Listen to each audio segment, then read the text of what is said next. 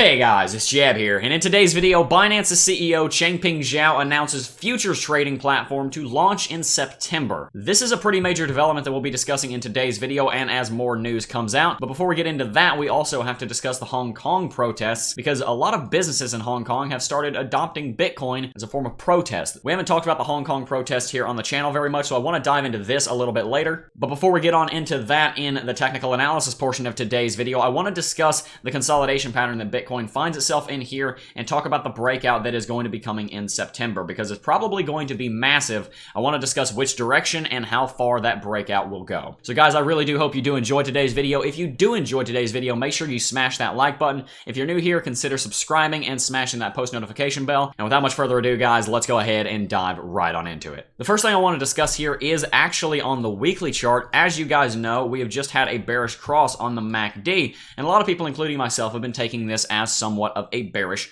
signal. And the reason for that is, of course, because when the MACD crosses bearish, it typically indicates that you're about to see some kind of break to the downside. And while that's true, it also means, if you look back on the history of Bitcoin, that Bitcoin may be coming close to the end of its downtrend. Let me show you what I mean by that. Bitcoin crossing bearish on the weekly MACD isn't as bad as it perhaps crossing bearish on the daily MACD, where it might be indicative of a longer-term downtrend. As you guys know, we're not far above the 20 EMA right now, and Bitcoin is very much in a bull market, and I think it's in a very healthy bull market. So if it falls down to this, it's probably going to bounce, which means that this bearish cross on the MACD doesn't have a whole lot of strength because it can only push Bitcoin so far before it's probably going to get a bounce. And also, of course, if we look back on the history of the MACD, we're going to see that a lot of times when it does cross, like it did over here, it was at the beginning of a bear market, but it will cross bearish sometimes during bull markets. As you guys can see, after the bull market kicked off in 2015 right here, Bitcoin had a bearish MACD cross a little ways on into it, and Bitcoin traded sideways for the next 4 months. It wasn't the end of the world. Bitcoin just traded sideways. It wasn't the end of the bear market. In fact, it was still at the beginning of the largest bull market in Bitcoin's history that ran to $20,000. And if you'll notice where both of these crosses took place, you'll actually see that they happened kind of at the bottom.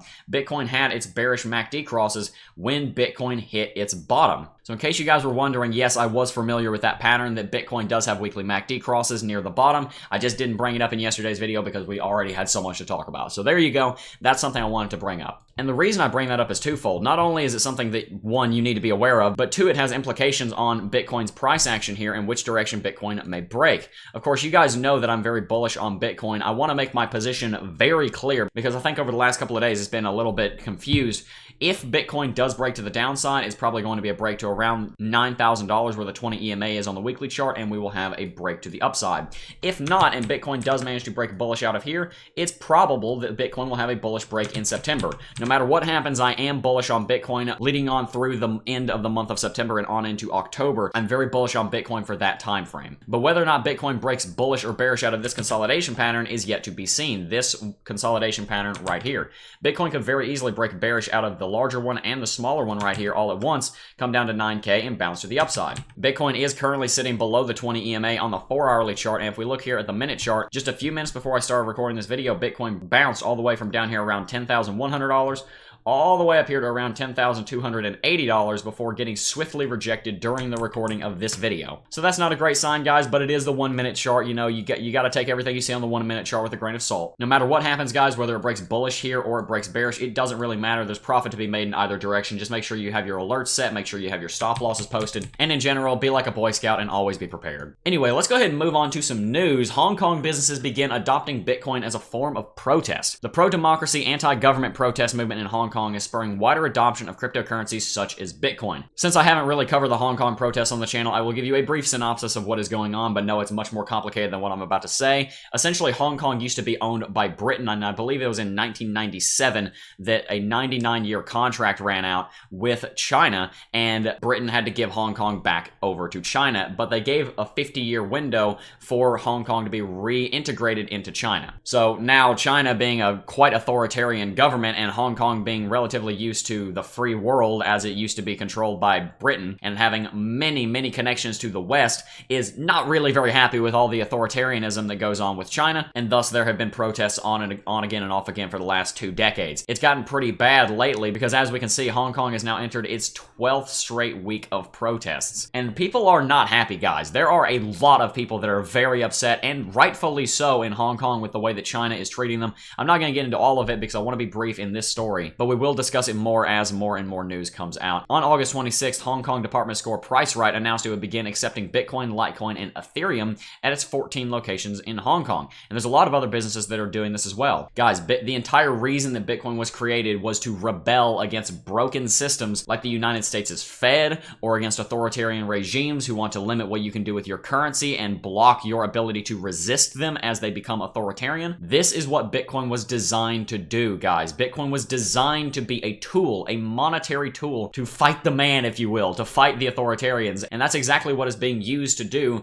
in Hong Kong. As we can see here, it actually is at a several $100 premium on peer-to-peer exchange local Bitcoins. Although I don't love seeing this kind of stuff going on in Hong Kong, it's very unfortunate what is happening there. I am very glad that Bitcoin is able to help the Hong Kongers to hopefully be able to resist China as long as they possibly can. Moving on here though, guys, Binance's CEO Changpeng Zhao has announced futures trading platforms to launch in September. Now, we don't have very much information on this now, so we will dive into this more when it becomes apparent.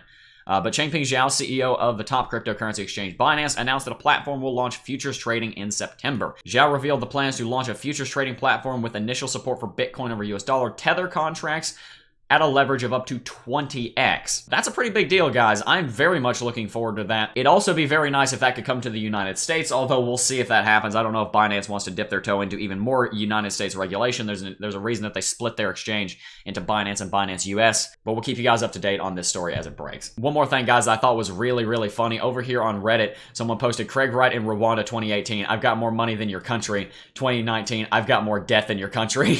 Okay, so take him saying that, and then like zoom in on his reaction after he says that, after I quote him here. That was so funny. So guys, now that he's lost $5 billion of money that he may or may not have, he now has more debt than Rwanda. Anyway, guys, one last news story that I wanted to throw in also. Alibaba, Tencent, and 5 others to receive first Chinese government cryptocurrency. The Chinese government appears to be launching a state-backed cryptocurrency and is issuing it to 7 institutions in the coming months.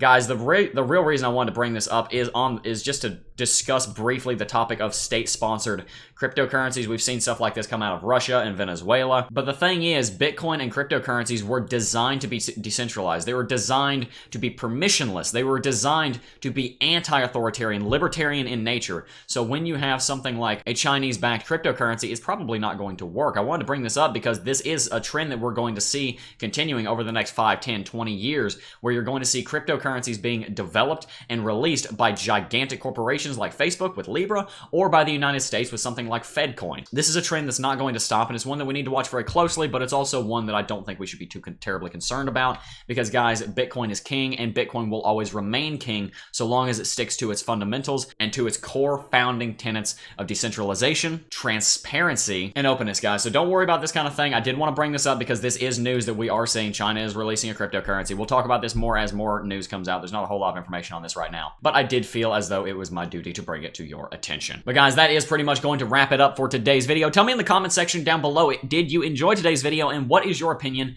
on the breakout that we're going to see here in September? Do you think we're going to break bullish, or do you think we're going to break bearish and then bullish, or do you think we're just going to straight up break bearish and start a new bear market or something? Tell me in the comment section down below, and I'll throw a poll up here in the top right as well. Do you think Bitcoin is going to break bullish? Do you think Bitcoin's going to break bearish then bullish, or do you think Bitcoin is just going to straight up break bearish? I want to hear your take on that in the poll and in the comment section down below. Anyway, guys, before we wrap the video up, I do want to remind you that there is exactly one more day on the Cryptocurrency Technical Analysis Academy sale. This will be ending at midnight tonight. As I told you in yesterday's video, 3 new videos are up here in the course. How to spot a winning indicator and pattern. This is a brand new video. It's been in CT2A for all of 24 hours. Support and resistance has been updated, and how to read candlestick charts has also been updated. Both of these videos are new. Both of these videos are revamped. Both of these videos have even more content in them than they had previously, and in general, they're even higher quality. And guess what, guys? The people that are already in CT2A, they got these videos without having to pay any more money. They didn't have to pay a DLC, or they didn't have to buy these videos again. They joined CT2A,